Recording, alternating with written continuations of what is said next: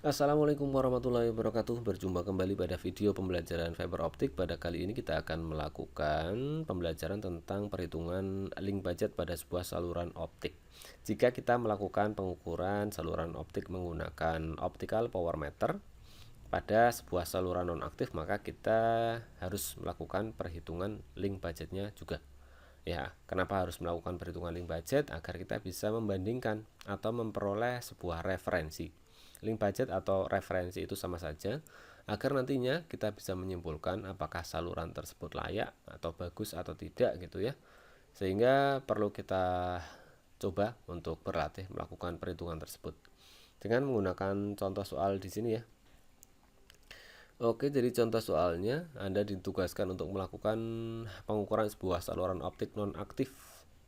Saluran yang Anda ukur sepanjang 500 meter, pada kedua ujung kabel tersebut disambungkan dengan menggunakan dua buah pigtail.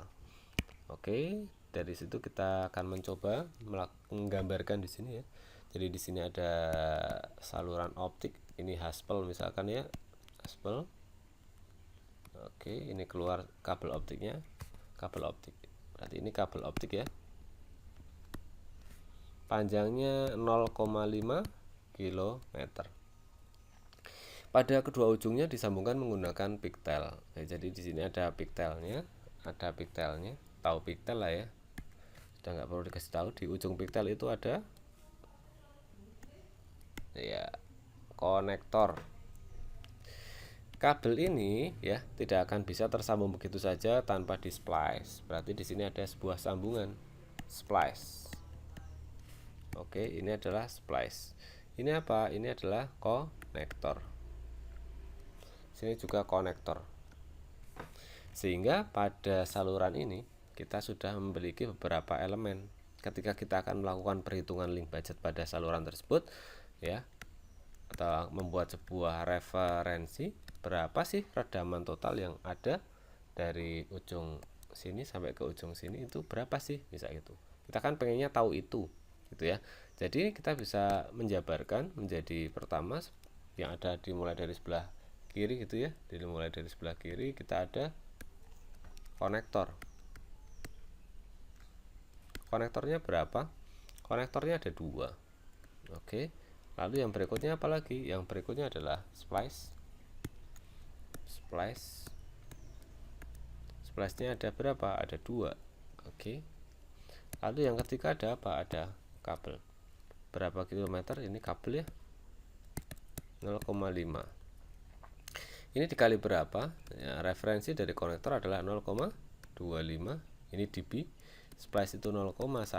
Ini dB juga. Yang ini adalah, kita anggap saja menggunakan lambdanya 1310 nanometer gitu ya, lambdanya. Sehingga ini kan lambdanya 0,35. Sorry, dB per km atenuasinya. Kalau kita menggunakan lambda 1550, maka atenuasinya adalah 0,25 dB per km.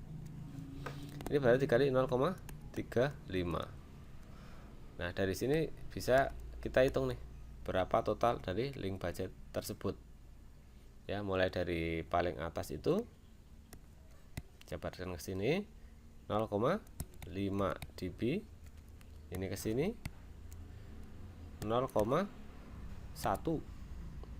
0,2 dB.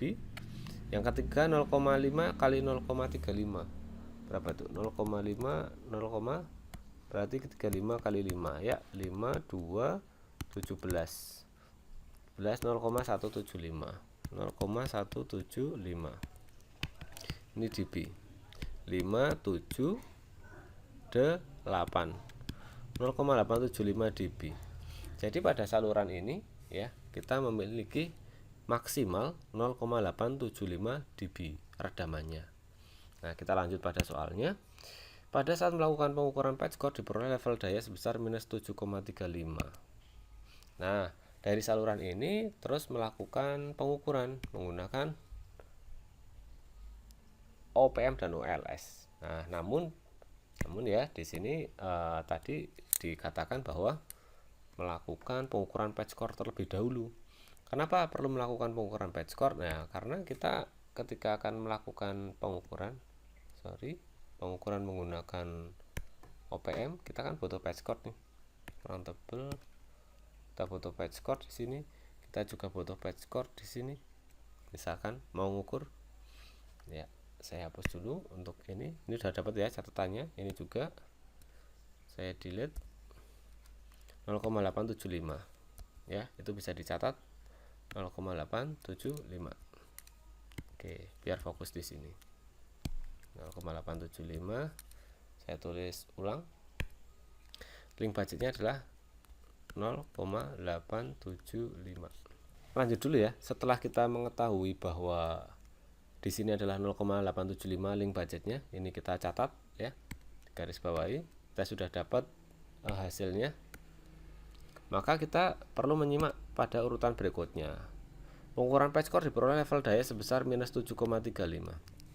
Oke, pengukuran patch core itu berarti harus kayak gini ya, karena butuh 2 patch core. Patch core 1, patch core kedua. Sudah tahu ya alasannya, patch core 1, patch core 2 gitu. Ini hasilnya minus 7,35 dBm. Oke, kita catat gitu ya. Ini lalu yang berikutnya, level daya ketika dilakukan pengukuran saluran diperoleh nilai sebesar minus 7,50. Pengukuran saluran itu berarti dari sini Mas Mbak semuanya ya, dari sini menuju ke sini ya, kasih OLS terbaca di OPM minus 7,50 dBm, 7,50. Sehingga berapa redaman totalnya hasil pengukuran ini Mas, minus 7,35 dikurangi minus 7,50, hasilnya 0,15 dB.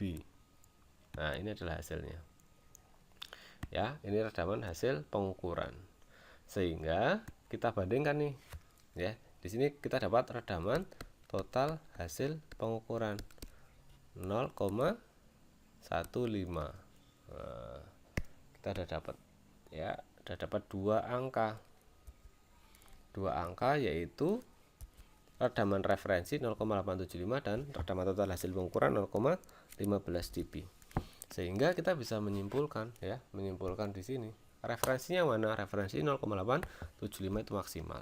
Jadi kesimpulannya ya, saluran dalam kondisi bagus karena nilai redaman total hasil pengukuran lebih kecil dibandingkan dengan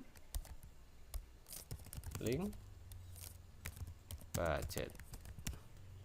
Dan sebaliknya, kalau nanti kalian menemukan nilai yang kebalikan, berarti ya sama ya, dibalik saja, tinggal dibalik.